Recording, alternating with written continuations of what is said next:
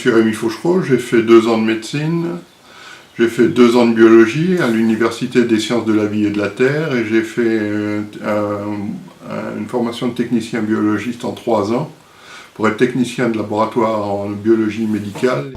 Comment vois-tu la possible vie extraterrestre qu'il y aurait dans l'espace? Est-ce que ce serait basé sur le carbone? Alors, d'abord, la vie terrestre, elle est basée sur le carbone, sur les chaînes carbonées, hein, sur l'atome de carbone qui a 4 valences, hein, qui fait des liaisons avec d'autres atomes sous des angles bien précis, et cette chimie-là, ça a donné la chimie organique. La chimie organique qui est basée sur le carbone, l'oxygène, l'azote et l'hydrogène. Voilà, ça c'est la chimie organique. Donc cette chimie-là, ça conduit à la chimie du vivant. Après, il a fallu que cette chimie-là s'organise. Elle s'est organisée de manière génétique.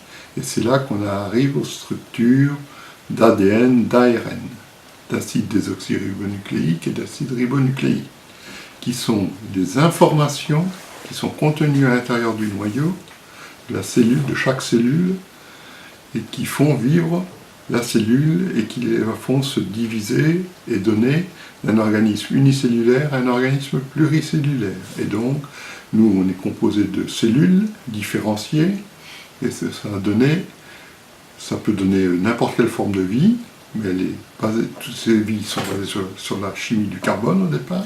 Ça peut donner des oiseaux, comme ça peut donner des méduses, ça peut donner l'homme, ça peut donner des dinosaures. Et donc, cette chimie a permis d'arriver en bout de chaîne à l'homme. L'homme qui est, comme on dit, au sommet de la chaîne alimentaire. C'est l'être le plus évolué qu'on connaisse de toutes les formes de vie, par sa capacité surtout crânienne. C'est sur ça qu'on se base. Donc, si la vie extraterrestre a une forme humanoïde, et que la forme humanoïde, par la forme humanoïde, on entend une tête, 2 bras, un corps, 2 jambes, et qui nous ressemble comme nous, comme 2 gouttes d'eau, c'est-à-dire qui ressemble à la forme humaine que l'on connaît actuellement, on peut se dire que cette forme de vie extraterrestre, intelligente, est basée certainement sur le carbone, ou alors sur un autre atome qui est proche du carbone, qui peut aussi pourrait donner une forme de vie, on ne sait pas parce que sur Terre c'est pas possible, mais pourrait donner une forme de vie, le silicium. Le silicium, c'est du sable, tout simplement. C'est ce que vous avez sur la plage. C'est du verre, c'est du sable chauffé, c'est du verre, c'est des choses comme ça. Donc la silice, c'est ça. Donc sur le silicium a 4 valences aussi, il n'a pas tout à fait les mêmes angles, du carbone, c'est pour ça qu'il se différencie du carbone, mais on pourrait très bien imaginer une vie basée sur le silicium. Le problème qu'on a sur Terre, c'est que on ne peut pas avoir de vie basée sur le silicium et on a une vie basée sur le carbone parce que aux températures et aux pressions atmosphériques, à la pression atmosphérique et aux températures atmosphériques aussi, il n'y a que le carbone qui est stable, il n'y a que la chimie du carbone qui est stable, il n'y a que la génétique telle qu'elle s'est développée qui est stable. Si on veut baser le même genre de vie sur le silicium, sur notre planète, ça ne marche pas. Il faut des conditions de température et de pression différentes. Mais il n'est pas impossible que sur d'autres planètes, la vie se soit développée sur le silicium, par exemple. Ou même sur tout autre type d'atomes. Ça, c'est tout à fait possible. Tout dépend des conditions de pression et de température sur la planète sur laquelle on vit. Voilà. Mais alors si par exemple des êtres venus d'autres planètes, si on pense que des êtres viennent d'autres planètes, hein, ils ne sont pas interdimensionnels ou des choses comme ça. S'ils viennent d'autres planètes, qui sont basées, par exemple, dont la vie, dont leur vie est basée sur le silicium, par exemple, quand ils vont arriver sur Terre, ils vont rencontrer des conditions de pression et de température qui seront différentes de leur planète. Alors, est-ce qu'ils pourront vivre sur Terre? Je me pose la question, mais moi je vous dirais que non. Parce qu'ils seraient inévitablement détruits. Il y aurait une perturbation dans leur métabolisme, à moins qu'ils aient une combinaison spatiale qui leur permette de survivre. Mais des fois, dans des cas ovnis, on a vu des cas où il y avait des êtres venus d'ailleurs, disons, comme les petits gris, qui n'avaient pas de combinaison, qui parlaient au témoin, qui s'exprimaient avec le témoin, qui clignaient des yeux, qui faisaient des gestes, etc. Et ils n'avaient pas de combinaison. Ils parlaient, donc s'ils parlaient, c'est qu'ils ne parlaient pas à travers un casque ou à travers un hygiaphone, comme on dit, ou des choses comme ça, même petits. Ils parlaient à l'air libre. Donc, si ces créatures sont capables de ça, c'est qu'ils ont une chimie qui est basée peut-être sur le carbone, comme nous, et puis pour pouvoir résister aux conditions de pression et de température qui sont sur notre planète, qui sont équivalentes.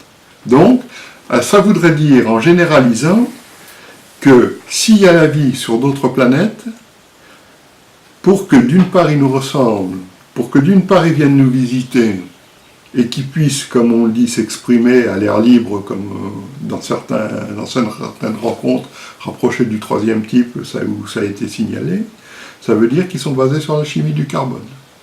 Donc sur la même chimie que la nôtre. Et peut-être la même génétique aussi. Voilà. C'est les deux choses. Même chimie du carbone, même génétique, donc soit ARN ou ADN, une molécule, les mêmes bases, les mêmes liaisons hydrogènes, etc. Pour que cela soit possible. Déjà pour qu'ils nous ressemblent, avec une tête et qu'ils aient le même code génétique. Il faut qu'ils aient le même code génétique que nous. Pour avoir deux jambes, deux bras, une tête. C'est la génétique des mammifères. Mais toi qui étais biologiste, parce que bon là tu parlais de la génétique du carbone et éventuellement du silicium, mais s'ils sont à base de silicium, bon là on part dans des théories rocambolesques peut-être, est-ce qu'ils auraient différents de nous? Oui, ils pourraient par exemple, si on imagine que leur vie soit basée sur le silicium, on pourrait très bien imaginer qu'ils aient une carapace silicifiée, par exemple, qu'ils soient munis d'une carapace silicifiée. Mais apparemment, c'est pas le cas. Quand on voit des petits gris ou des trucs comme ça, on les voit pas avec des carapaces silicifiées. Par exemple. Expliquez, c'est quoi une carapace silicifiée? Comme une carapace de tortue, par exemple. Bien que la carapace de tortue ne soit pas de la silice, soit basée sur le carbone. On pourrait avoir l'équivalent en silice. Et là, tu parlais des... Les reptiliens, ce serait aussi des gens qui seraient basés sur la chimie du carbone. Est-ce qu'il serait possible qu'il y ait une autre chimie avec un autre élément?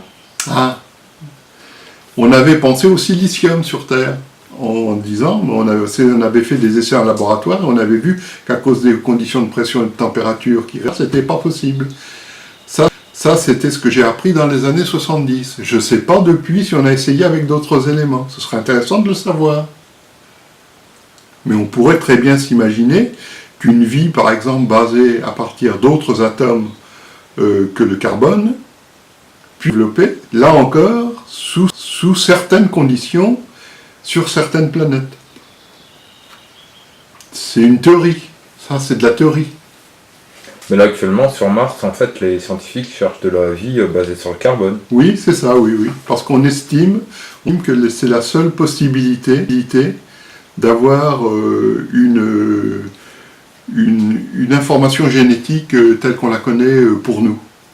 Oui, donc, et pour la vie en général. On n'avance pas, c'est encore du nombrilisme. C'est le nombrilisme du carbone. On en est toujours là, on n'est pas sorti encore de la chimie. Voilà. On cherche des bactéries.